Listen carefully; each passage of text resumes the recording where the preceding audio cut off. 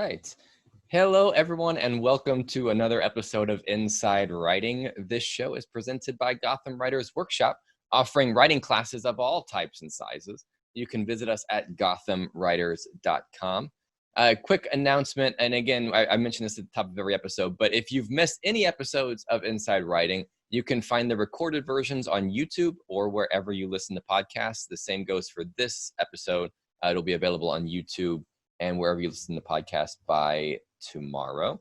And moving into the show for today, most of you know this already, the Q&A portion of the show. You can submit your questions for the Q&A portion later on in the show using that Q&A button on your Zoom dashboard.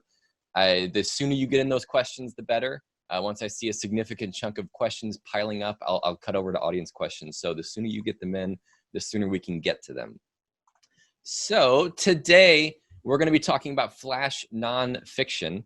As always, I'd like to start with a quote. And for the first time in the history of the show, the quote comes from one of the panelists, from Dinty Moore, who wrote, "Not all writing is political or revolutionary, but the very act of giving yourself permission to write, to speak, to share the truth, no matter whether the truth you understand is the truth others want to acknowledge, is brave, powerful, and important." We'll be talking more about that later, but let's meet our panelists. Our first panelist, author of the essay collection A Fish Growing Lungs, as well as a Pushcart-nominated and award-winning writer of pieces appearing in such places as Brevity, the Southeast Review, Hobart, and more, Alysia Sawchyn. Hello, Alysia. Hi. Hi there. And our second panelist, the editor and creator of Brevity, author of the award-winning memoir Between Panic and Desire, and pieces appearing in the Gettysburg Review, Harper's Magazine, Crazy Horse, and more, Dinty Moore. Hello, Dinty. Hi there. Thank you both for being here. So the first question, we're going to start with our definition as we normally do. Dinty, I want to ask you first, in the simplest terms possible, how would you define what flash nonfiction is? Well, it begins with word count. There's different definitions of flash. My magazine says 750 words or fewer, but the real definition has to do with compression.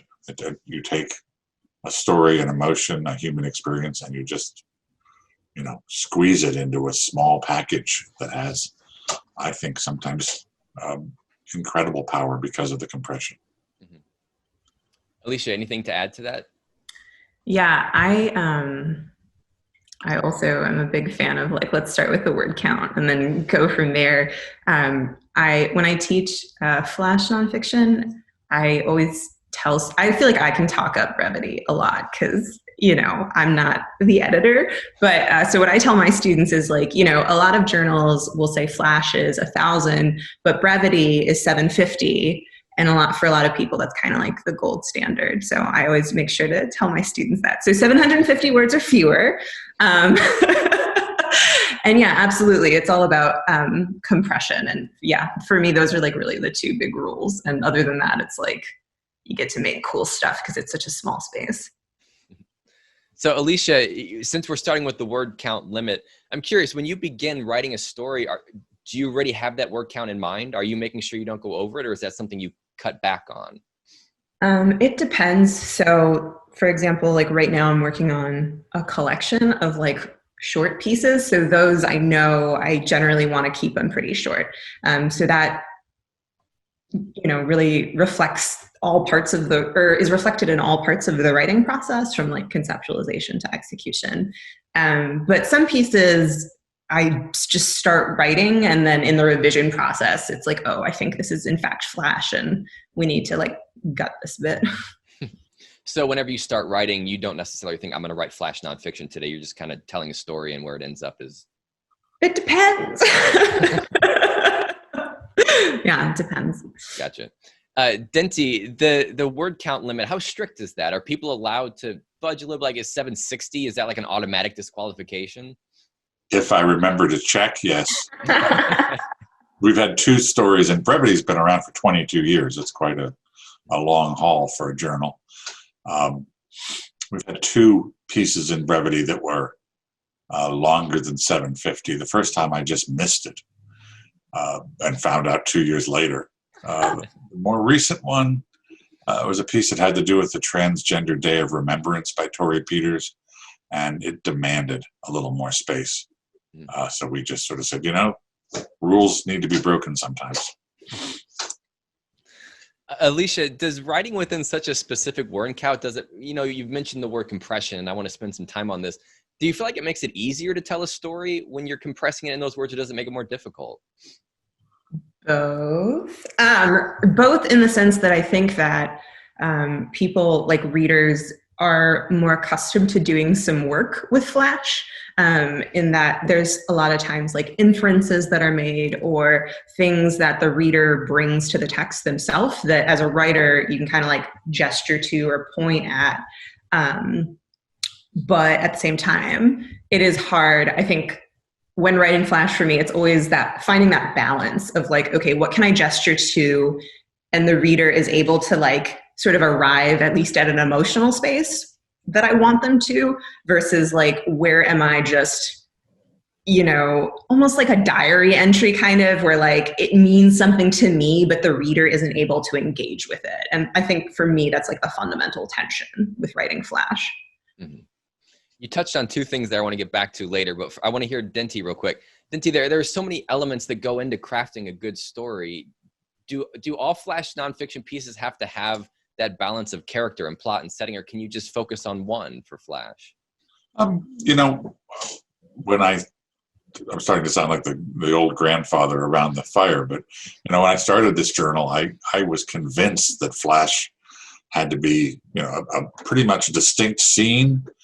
Take 5 minutes out of your life that has some emotional resonance to it, and bring it to the reader and bring the reader there.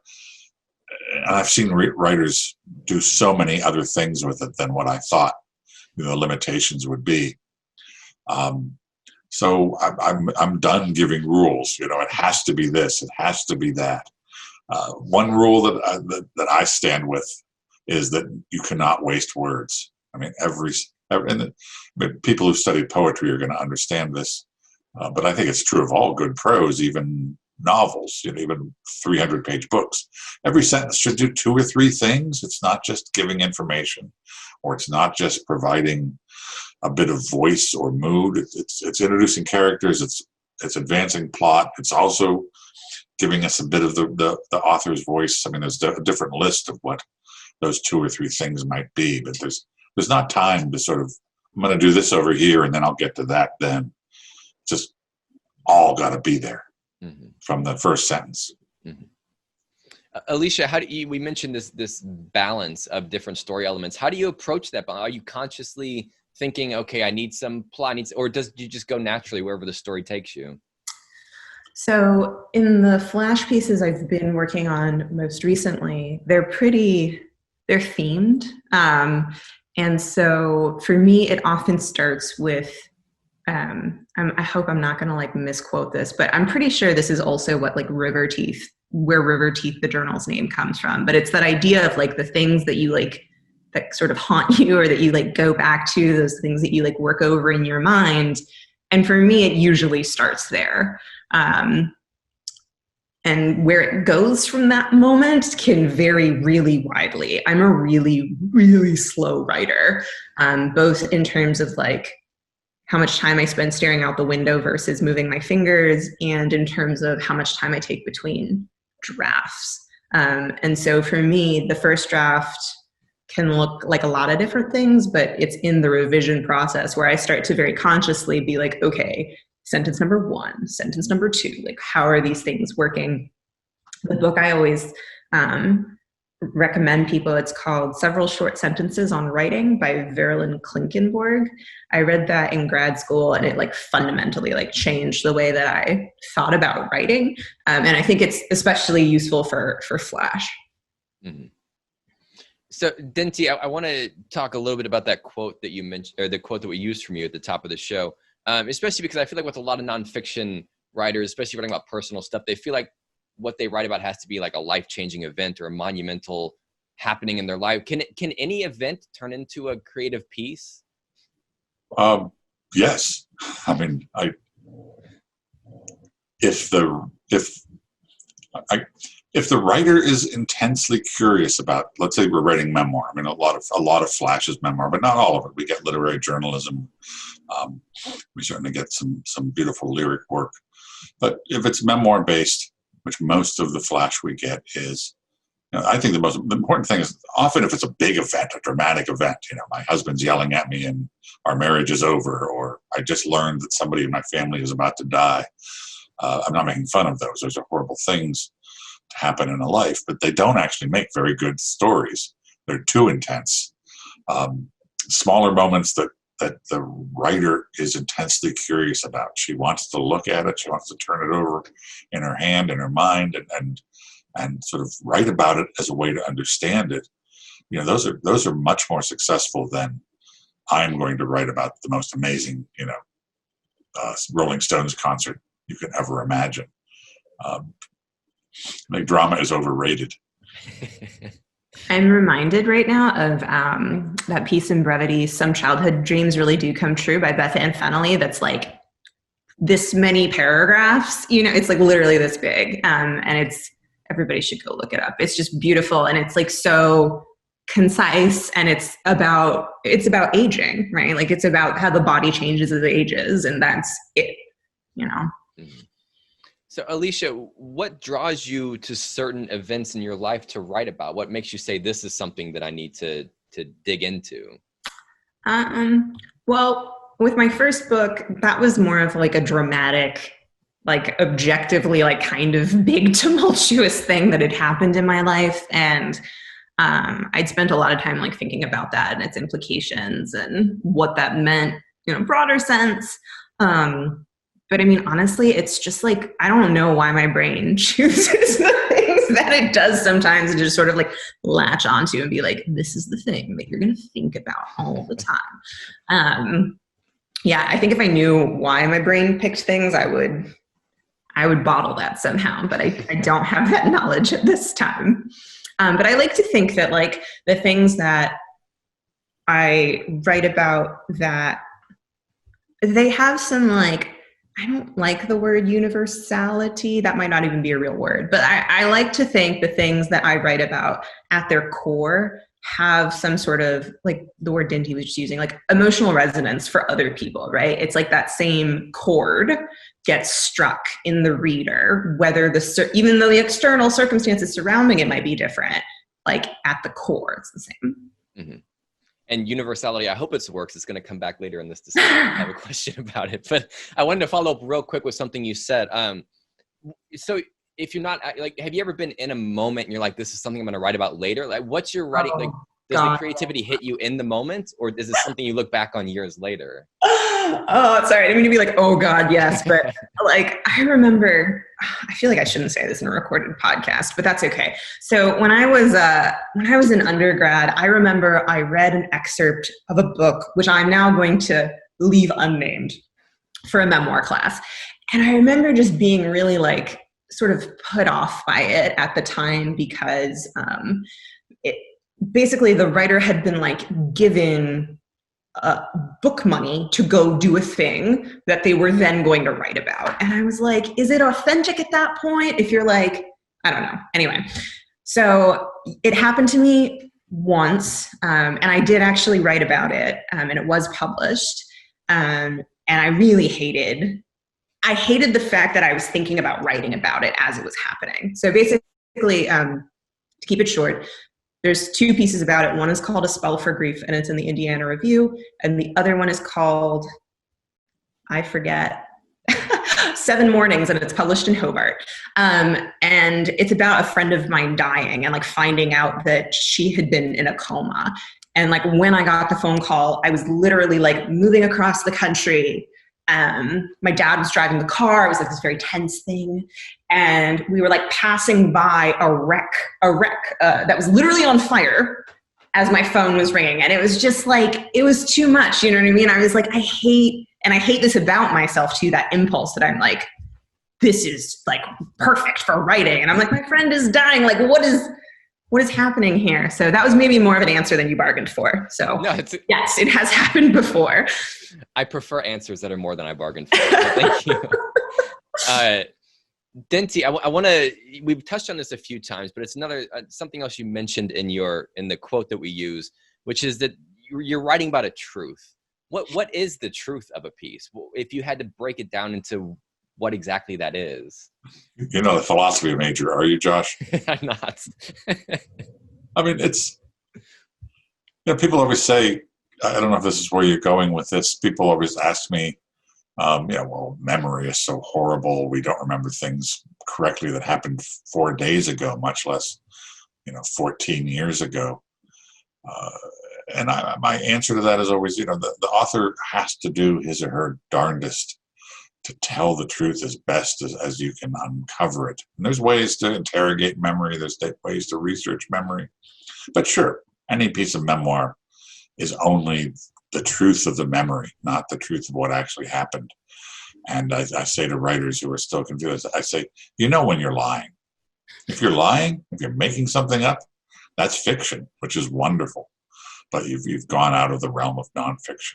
Nonfiction is, I've done my best to excavate that memory, and where I'm not sure, I've made it clear to the reader that I'm not sure. And often the vagaries of memory, the inexactness of memory is part of the story, and actually it can be a very interesting part of the story. Mm-hmm. And I wanted to follow up on, you mentioned when people lie, they cross into the realm of fiction. I'm curious, as the editor, how can you tell when somebody's not being completely honest in their story, or can you tell?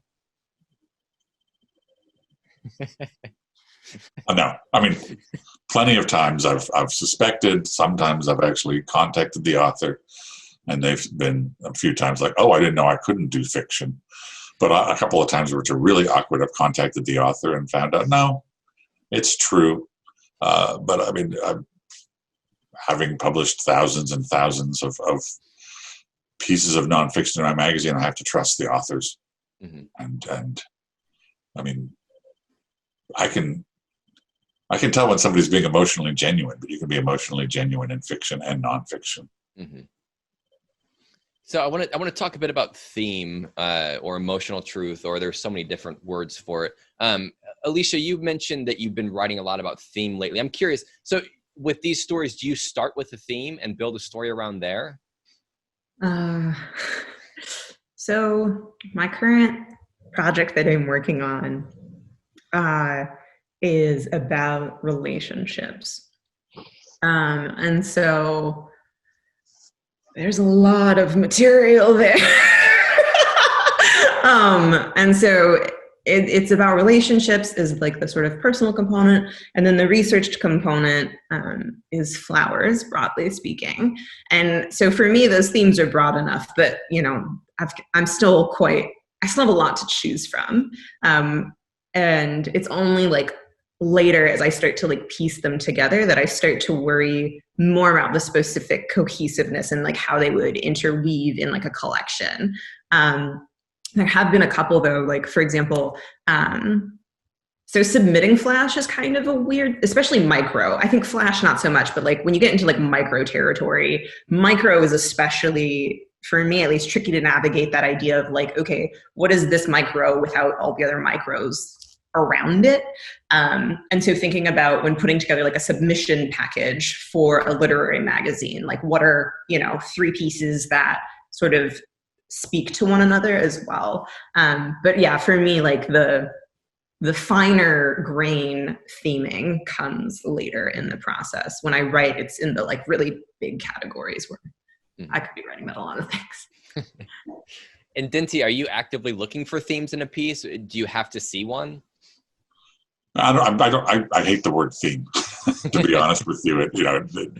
It takes me back to high school and man versus man versus the environment, man versus religion, as if the author sits down, as Herman Melville sits down and decides on his theme before he even starts exploring Moby Dick. I think that you discover the meaning in a piece as you're writing it. And for me, it's not even the first couple of drafts. The first couple of drafts are me just flailing around out there trying to find a sentence that comes alive for me. So I'm gonna, I'll just say, I'll ask Alysia, is relationships and flowers a theme, or is it more of a question? Like, what can learn about relationships by thinking about flowers? And what can I learn about flowers by taking flowers and relationships and rubbing them up against one another? Because I believe much more firmly in questions rather than themes. Yeah, you're absolutely right. It's definitely a question. And like part of the question I think is like, and this is always sort of my question when I'm writing, is like, why are these two things like this for me in my mind? You know, like, right? And there's like the obvious, like, oh, flowers die, like relation, right? But like, that's not interesting. Like you have to do the like digging in there. I think about like the intro, it might not be the intro, but like the beginning section of Between Panic and Desire, right? And your narrator is like driving and is between these 2 points, and there's just like this wonderful moment where it's like, I have been here all my life. And I think about that, right? And like, I imagine that like that wasn't, you didn't start the book there, writing the book there. You know what I mean? Like that comes later when you have everything and you've started to like make meaning out of, okay, here are all the things that have been like bouncing around in my brain. What is connecting them? Mm-hmm. Thank you, by the way. But yes, that's exactly how it happened. So I want to get back to something. I think both of you made mention to this before, but Alysia, I want to start with you. Do all flash nonfiction pieces, do they focus on a single event, or can you cover a broad swath of time just condensed into a smaller piece? I think I've definitely seen some really great pieces cover broad swaths of time. And, you know, it's like, what is the connective tissue that's connecting those events, right? And I'm trying to think of like a good example off the top of my head that covers a large span of time. And I can't, but I know I've seen them. I'll look them up now. Yeah, I was going to say like, oh, my brain. Or here's one, which I actually do not know how long of a span of time this covers, but The Heart is a Torn Muscle by Randon Billings Noble is about like an emotional relationship with someone who is not her husband. I don't even know if relationship is the right word, but an emotional response to somebody who is not her like primary partner. And she doesn't ever specifically say how long of a period of time this occurs for, but the duration is clearly not like a scene. No. Gotcha. Dinty, what about you? I referenced this earlier. I would have 18 years ago answered your question. Yes, it has to be a distinct, short. And then I've seen people cover 40 years of their life in 600 words, and it works somehow. Mm-hmm. It's a lot of it's metaphor and detail at that point. You have less time for plot, and image or metaphor do a lot of, like poetry. Image and metaphor can do a lot of work in a short piece of prose. Mm-hmm. So this is a technical question, always comes up during nonfiction, so I'll just go ahead and ask it. Alysia, how do you write about other people in nonfiction? Do you concern yourself with how other people might be portrayed, or do you just kind of write it as honestly as you can? Depends on the draft. I start with, what I think. And then later, as it gets closer to, publication or revision or thinking about publication, that's when on a case-by-case basis, I'll take it. So just to give some like concrete examples, my book that came out in June, like some people I specifically interviewed for the piece. And so they knew from the get-go. Some people, I sent them a copy of the book and was like, hey, just so you know, this is coming out. You can read it. Some people I didn't say anything, and who knows if they know. But I try to be careful about what I write about other people, in the sense that like, if you were already in my life at the time that something happened, you might be able to identify them, but you wouldn't be able to like Google me. You know what I mean? If you're like a stranger, you wouldn't be able to go up to another stranger and be like, you're the person that this thing is about. I also try not to write about other people's trauma, especially if it doesn't impact me directly. Like things between me and one other person are generally fair game. But things that are like in another person's past or whatever, I try to be a little more discreet about. Mm-hmm. Dinty, what about you? Any advice or tips to people that are worried about how others will be portrayed in their stories? Don't worry about it while you're writing, or it'll just choke you off at the source. And you write it as honestly as you can, and then you can decide when it's all done. I'm going to publish this. I'm going to publish this after my Aunt Katie dies. I'm never going to publish this, but I needed to write it. But having those voices in your head as you're writing, oh my God, my sister's going to be so ticked off at me. I better not say this. I better not say that. That's just going to smother a piece. Mm-hmm. I'm like Alysia. I'm careful. I don't tend to show my work to other people. It's up to me to be honest and ethical. I write a lot about my parents who were very troubled. They're my parents. I don't feel like I have to hold back. It's my life. If I'm writing about people I tangentially know, I try really hard to hold myself to, like, is that fair? Is that fair to say that? Mm-hmm. But it's my opinion. In the end, it's my way of viewing the world. I'm not claiming to be the perfect source. So you both touched on the revision process. I want to get into that now as well, because Alysia, I'll start with you here. You mentioned how, especially in Flash, every single sentence has to pull its weight. And it's in the revision process that you really go back and start fine tuning. What's your revision process like? Are you going line by line, or how do you go about approaching a piece that you want to move forward through editing? With Flash, yeah. I mean, in general, I'm a line by line type of person, but with Flash particularly so. Recently, I actually did have the experience where I ended up combining a number of pieces that were separate, but I was like, oh, these actually go together, and they sort of build more of an arc when they're put next to each other.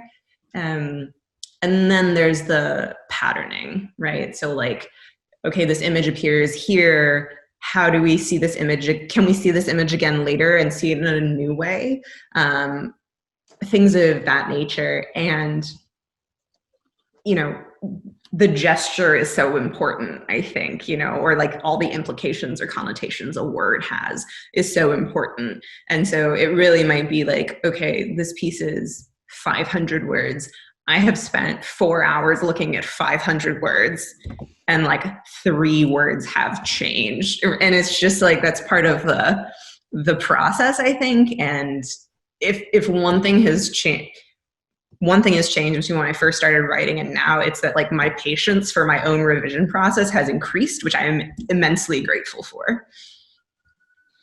Dinty, what about you? Both your editing process for your own writing, and what's some stuff you encourage writers to do to help build a piece and get it stronger after that first draft? Just want to get that out there.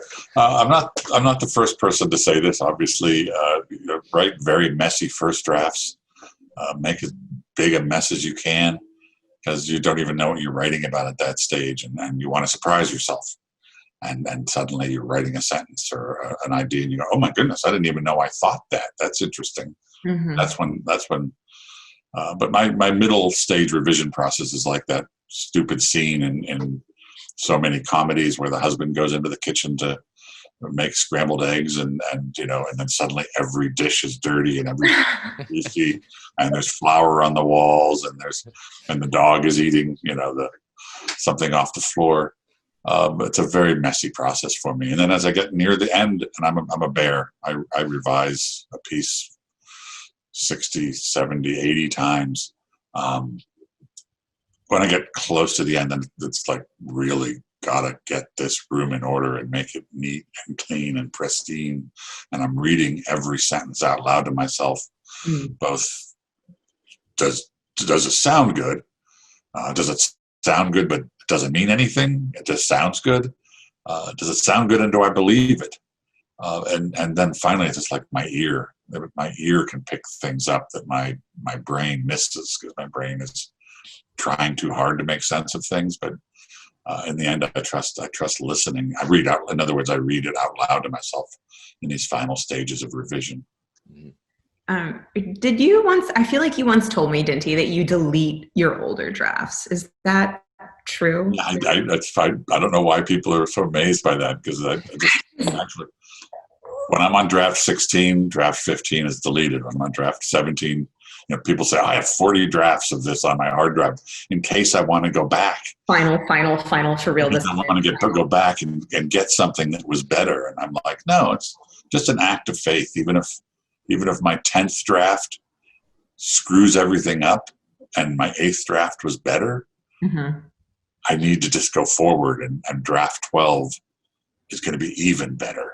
You have like a radical faith in the process. Yeah. So yeah, I do. And part of it is just trying to support myself, sort of say, come on, Dinty, you can do this. I believe in you, because it's hard. I don't always believe in me. Well, for what it's worth, Dinty, I do the same thing. My drafts don't live on past that editing stage, but Good. I want to, you touched on something that transitions into, I want to start talking about publishing flash nonfiction and how people can move towards that. So this is a question I always ask, and I know there's not one clear-cut answer, but I just want to hear what both of you have to say about it. Dinty, I'll start with you. How do you know when a piece is ready to be submitted? How do you know that draft was the last one? Whether it's a flash piece or a 300-page book, if I can read it from the beginning to the end out loud to myself, and I don't stumble on a sentence and go, oh, that's awkward. If it just reads well, if I hear it sounding complete, then that's how I know. What about you, Alysia? Yeah, actually mine's the same. As I read aloud when it comes to like the final pass through, and that's also my like final test. Gotcha. So Alysia, how do you know if a literary magazine is right for your piece? Whenever you look at a place, how do you say this is where it's going to go? You got to read it consistently.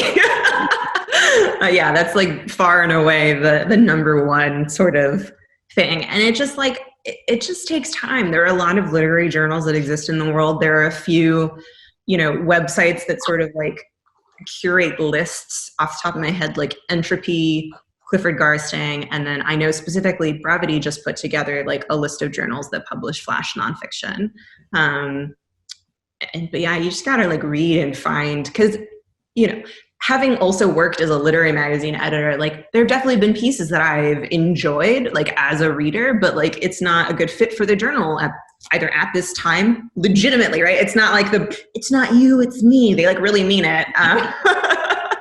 So yeah, you just gotta read a lot.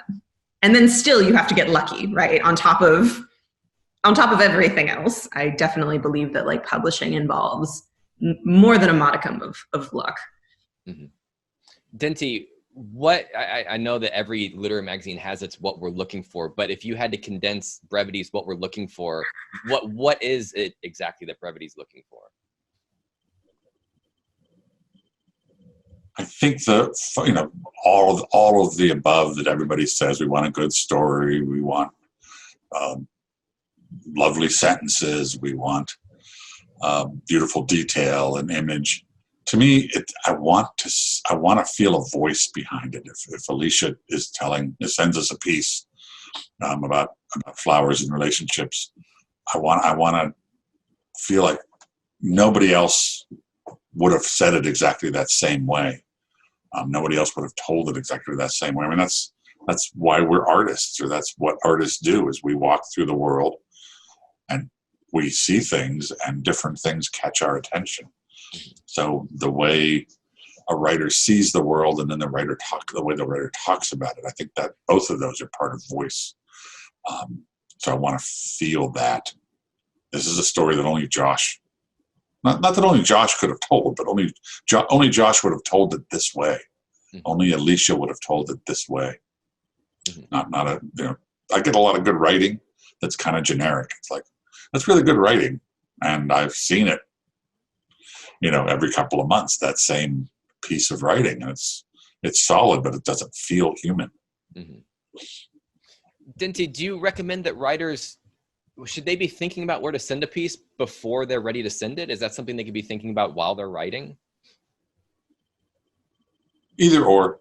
I've done both.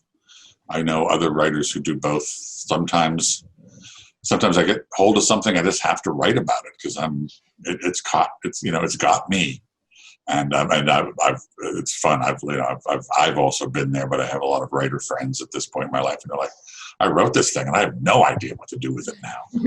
And then sometimes I've thought, this is, I really like that journal. And I noticed that journal has a certain kind of energy to it. And I think I'm going to shoot myself in that direction. So I've done it both ways. And I think I would recommend, don't limit yourself to one or the other. Mm-hmm. Alysia, what about you? At what point, I'm sure it's different for each time, but when do you start thinking about when to send a piece, or where to send a piece, I should say? Yeah, it's the same for me. It really depends. Like sometimes I'm writing because I want to write the thing. And then sometimes there's some journals that I'm like, yeah, I really like what they write. But you only know that if you read them a lot. So that's where it starts. And Alysia, sometimes it takes a while to hear back on submissions. What are you doing in the meantime? How do you keep your mind occupied so you're not just laboring over your submissions window? Oh, like we're just refreshing and submittable yes. and waiting for it to, yeah. I think like working at Lit Mags has helped me so much as a writer in many, many ways. But one of the things is just like, I'm a lot more chill than I used to be about that refresh button. But I mean, I'm always working on something or reading something or, like I'm not a one project at a time person. I never have been.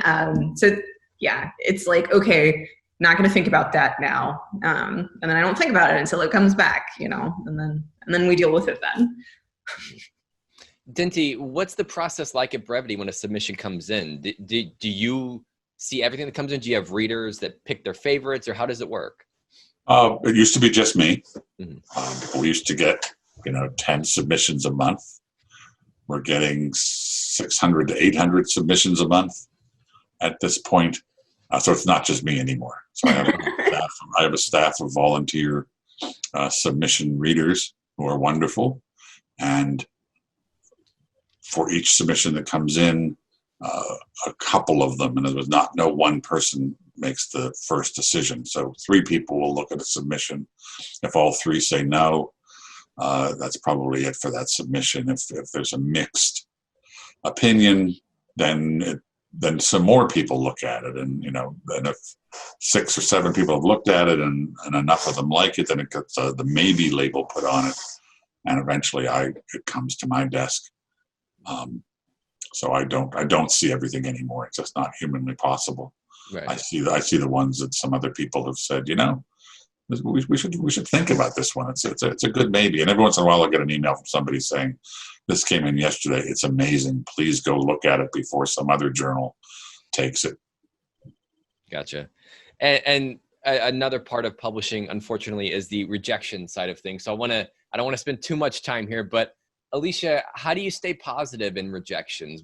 How do you learn from your rejections, especially if they're form rejections? What do you take away from them? So there are 2 things I would say. Thing one is I mentioned earlier that like I do firmly believe that like getting published there's luck involved. And so I like to think that keeps me like right-sized when I am getting published, but it also helps me like not crumble into a pit of despair when I'm not getting published. So that's thing number 1, is just like a lot of it's not about me necessarily. But the other thing too is like, I've kept track of my, submissions since I started submitting, and I know other writers as well. And like, just because one journal says no, that doesn't mean, for me at least, that it needs to get scrapped or like revised yet, right? Like I tier my submissions generally, and we'll send it out in batches. And so I have to get a number, because the process before I submit work is so, I don't want to say rigorous, but like long, and because I know that journals only have space for X number of things, like whatever, all these factors, I'll submit something a number of times before I go back to the drawing board and look at the piece again. Not even drawing board, but the revision board. And Dinty, from the editorial side, is there any like recurring things that you see that are like automatic rejection? Any red flags that you see that can just tell you that this piece is not ready? Or basically, when you reject someone, what are some of the main reasons why you're going to reject them?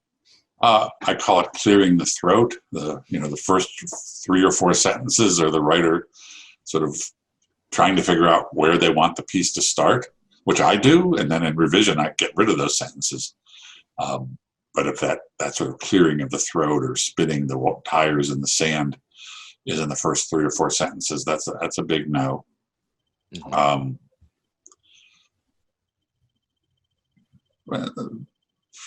Just wordiness generally, because we're a flash magazine, is a big no. And this is, oddly enough, you'd think with all of the talk in the world about the importance of understanding the complexity of race and gender and ethnicity and sexuality and all of the things, we still get some pretty stupid pieces from people who haven't gotten the memo that this is a new world, and thank God that it is. So we don't like racism, we don't like sexism, we don't like homophobia. We're kind of against those things. So send those someplace else. Gotcha. And when it comes to personal rejections, I know some people often say, form rejections are really hard to stay positive through, but personal rejections, they're different. So from your point of view, when you're sending a personal rejection, how close was that piece to making it? And do you think that, obviously it's not going to be the same across the board, but what goes into a personal rejection for you? If a piece did get close, and we don't have a lot of time, just because I'm not paid for what I do. This is something I do out of love and service. I have other ways, other things I have to do so that I can put food on the table. So we don't have a lot of time to edit and revise and work with writers. We do that sometimes, but not very often. But if a piece is close, and I look at the notes that some of the other people who've read it have, and they're consistent, I'll send that along. We really like this piece, but in the end we thought, no, here's a thought about what might not be working. And then I have a couple of really close friends that I have to turn down every once in a while, which is painful. So I send them a note and say, oh God, I still love you, but we got so much good work and we can't publish this one. I do that to Alysia every couple of weeks. Yeah. Just quit sending us all your junk, Alysia. I know, that's what helps me stay, I'm like, oh, it's just they don't have space for me this time, it's fine. So I have so many more questions, but we're gonna get into audience Q&A. A real quick note: if you had any questions about essays or works that either of the two panelists have mentioned, I will include those in the show notes afterwards. I'll email all the links to you. So I'm not going to ask them those questions, but I will get those for after the show. So first question, this is a good question. It ties into, we just had the Flash Fiction episode 2 weeks ago. And one of the big things we talked about was endings and how important it is to have closure, or if you can end on cliffhangers. And I'm seeing a few questions that deal with that. So Alysia, I'll start with you. How do you approach the ending of a piece? Do you always look for closure, or can you leave it open-ending with a cliffhanger? Closure, smosure. No, I'm kidding.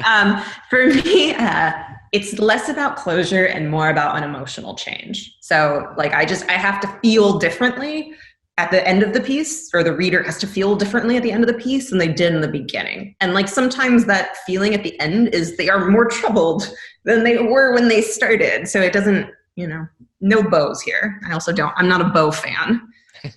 Yeah. Real briefly, I'd say, don't tell me what to think at the end of a piece. Give me something to think about. Mm-hmm. Yeah. I like that. Dinty, let's start with you on this one. Do you think that writing Flash helps improve people's writing in other things that aren't Flash, like writing a book? Absolutely. The sort of multi-purpose sentence, the importance of letting an image tell the story or a metaphor tell the story, just the concision of writing elegant sentences.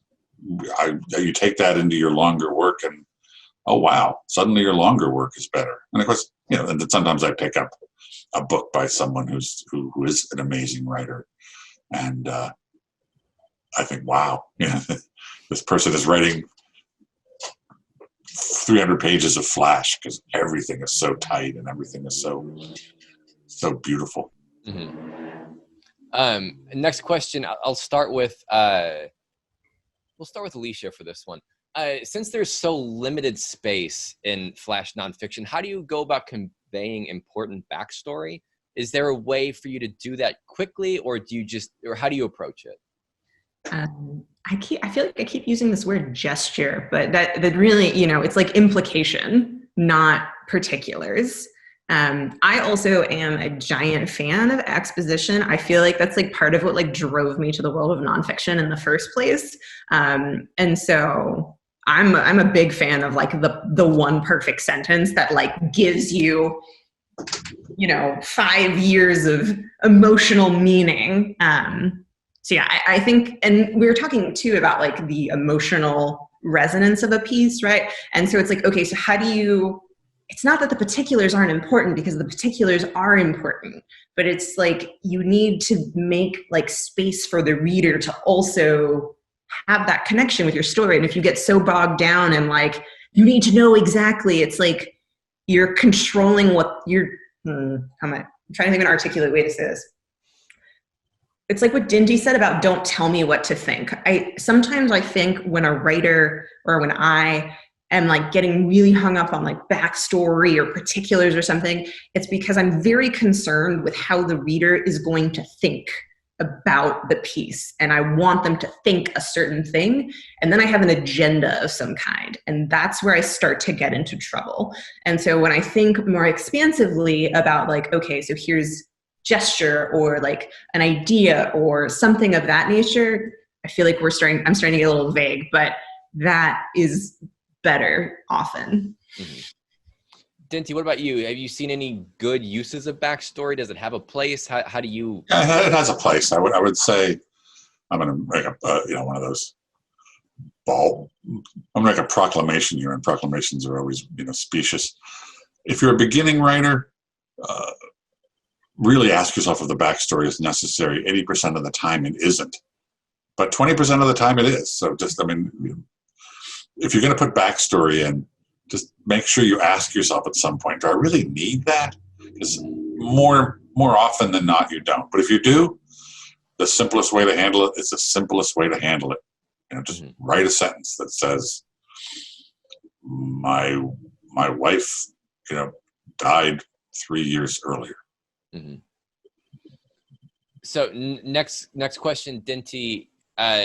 We've talked about what's too long for flash fiction. Is anything too short for flash fiction or flash nonfiction? I'm sorry. Yeah, we've published pieces of less than 100 words.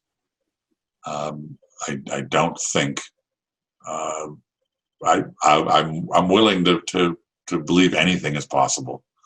I haven't seen anything shorter than 60 or 70 words that have done it yet. But if it shows up, we're happy to publish it. Mm-hmm. Alysia, I'll start with you on this next one. Do you have a practice you do before you begin your writing? I should. Like when I'm in a good space, I do. Checking Twitter and then checking Instagram. No, that's like a little too honest, honestly. That was like a little too honest. I write best when I am undisturbed, alone. My back is literally against a wall. Yeah, I don't really, generally speaking, when I wake up in the morning, I meditate and do some sort of like physical practice, sometimes yoga, sometimes I go for a run, what have you. And in my ideal world, that is immediately followed by like a shower, breakfast, and writing. Most of the time these days, that is not how I'm able to like structure my life. And so as long as I have like a quiet space where like literally I don't feel like anyone's like looking over my shoulder at the crappy stuff I'm like scrawling in my notebook, that's all I need really. It's important to me to get at least 10 minutes of self-loathing. Oh yeah, of course. Thank you. I forgot about that. Oh my God, I'm an idiot. I can't write. My sentences are so dull. Yes. My ideas are stupid. I let that go for a while. Then I dive in.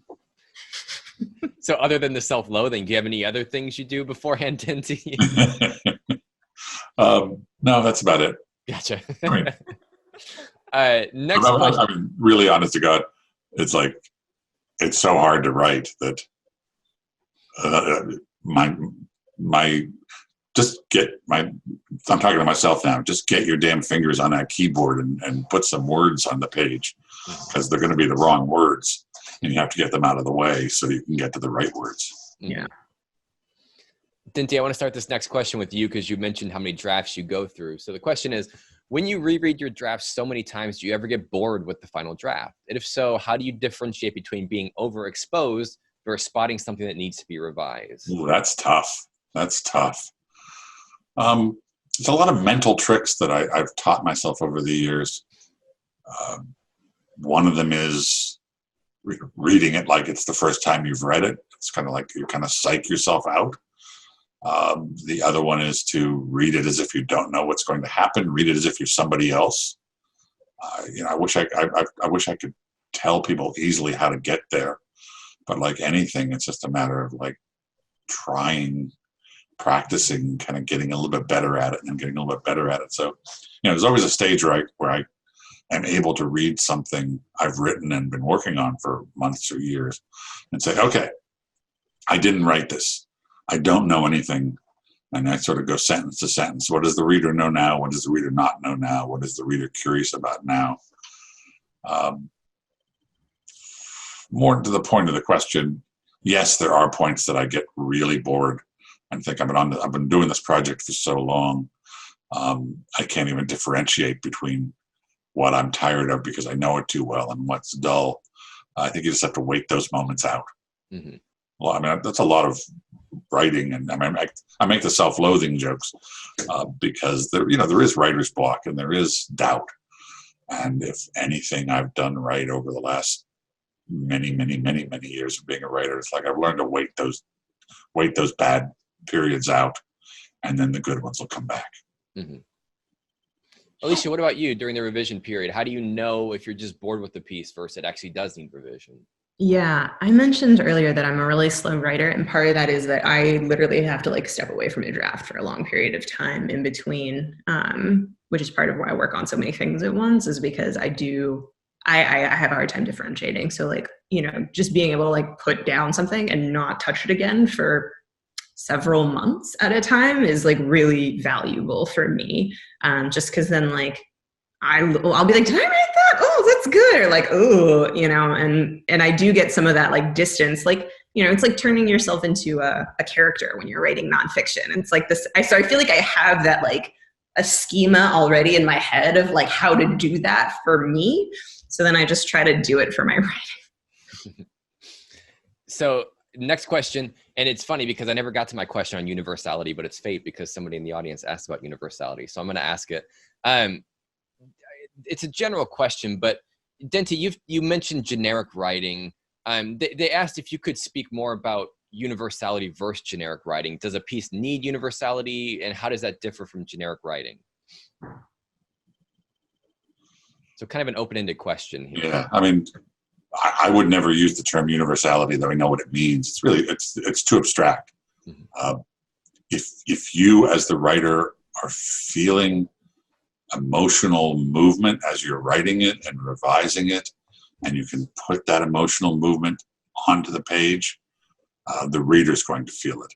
Mm-hmm. We all, we're real close, whether, we have the same insecurities, the same aspirations, the same deep worries, the same pain across the human species and maybe even beyond. So that's what just tell a true story with your heart wide open, and it's going to have universality. And thank you everyone for not using the word relatable. But that's what's relatable, is you're telling a true story and you're emotionally honest. And Josh and Alysia read it and they go, yeah, I know how that feels. Mm-hmm. So kind of a follow-up to that, but this idea of generic writing, how does a piece feel generic? Are there giveaways that, oh, you've seen this before? I mean, that's a hard one. It's just making these moves on the page that don't feel heartfelt. Like, okay, I'm going to put this in, and I'm going to put this in, and I'm going to put this in, because I've seen Cheryl Strayed do that. I've seen Mary Carr do that. I've seen Bill Rohrbach do that, and it's like, okay, but that's it's not color by numbers. It's art, and art takes risk and emotion. Mm-hmm. Alysia, this question is for you. You've mentioned the word gesture a few times, and somebody asked, what do you mean exactly by gesture? So the simplest way possible, how would you define what you mean by gesture? Yeah. So, I'm just going to talk about a piece of my own that was published in Brevity, just because I can speak like concretely to that. And I'm going to pull it up on my computer so that I don't ruin something. Okay. So, there's a piece in Brevity, that was published by me. That was not a correct sentence, but anyway, it was published in September of 2018. So looking at the first paragraph of it, when I was 17, I spent a lot of time in another family's home. And then it goes into some descriptors of the other family's home. And from those descriptors, you get an image in your mind, not just of what the room looked like, but hopefully some things about that family as well, some things about my family, things of that nature. I don't sit there and list out all the details, they were from here and this was their address and we did these things. It's I'm using an image to point you to gesture toward more information. I hope that was an appropriate answer to the question. Absolutely. So since we're running out of time, I just want to get my last two closing questions in. So I'm going to ask you both for a couple recommendations and then for parting advice. But let's start with the recommendations. Dinty, either writers or specific pieces that you think that all flash nonfiction writers should read. Brian Doyle, Diane Seuss. Now, Diane Seuss is a poet. Her poems are wonderful. She's a Pulitzer Prize finalist, but she's done amazing flash work too. No relation, but her last name is spelled like Dr. Seuss. Rebecca McClanahan, Jill Talbot, Talbot. I'll stop. Iris Krungrong, and I'll let you figure out how to spell that. All right. Alysia, how about you?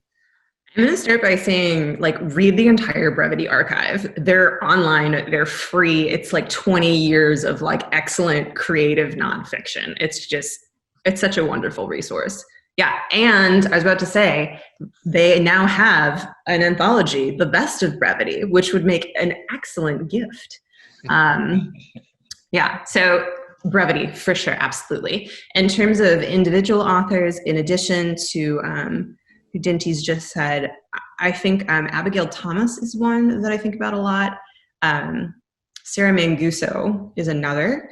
And I have recently been reading Ross Gay's The Book of Delights, and he's, a poet.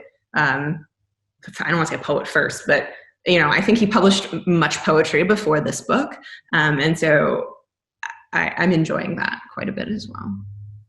So then last question before we wrap up here is, if you could give one piece of advice to flash nonfiction writers, what would it be? Alysia, let's start with you on this one. Genre-specific flash nonfiction writers? I think if I had to give one piece of advice to writers in general, it's just writing is hard.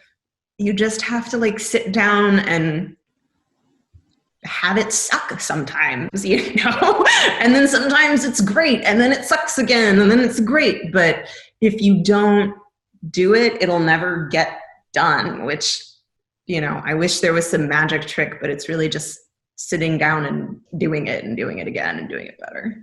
Mm-hmm. Dinty, how about you? Kind of turning it around, I just say that the wonderful thing about writing flash nonfiction is, you're going to make mistakes as a writer. I was about to say if you're an early on writer, but no matter what stage you're in, you're going to make a lot of mistakes. So better to write 6 things and 2 of them work and 4 of them don't, or 3 of them work and 3 of them, as Alysia said, suck. than to work for 5 years on a book and then realize at the end, oh, that book, I had a bad idea and I didn't really. So it's a great petri dish. You can try. The great thing about flash fiction or nonfiction is you can just try so many things, and if it doesn't work, well, if you're 4 or 5 drafts into it and you realize that that's not going to work, you haven't put quite as much work in as if you've been working on a book for 3 years and then suddenly say, I don't even know how to write this book. So experiment. Gotcha. Last thing, Alysia, a lot of people have asked what that the essay you mentioned at the beginning about aging was. Some Childhood Dreams Really Do Come True by Beth Ann Fennelly, published in Brevity and also in her collection Heating and Cooling. Also, I think my other piece of advice, is just read a lot, I think that's really important. You can't, I can't write if I don't know what already exists in the world. So. Well, that's all the time we have for today. As a reminder to everyone here, this episode will be available by tomorrow morning. If you have any questions about the episode, I am Josh at gothamwriters.com. I will include show notes with links to stuff that has been mentioned, including that essay that Alysia just mentioned again, and to other references that they made. Dinty, Alysia, thank you so much for being here today. Thank you for having me. Thank you. It's good to see you both. You too. And next week, we're going to be back with Inside Genre Fiction Part 2. Same time, same place, Wednesday at 1 o'clock. We will see you then. Have a good one, everyone.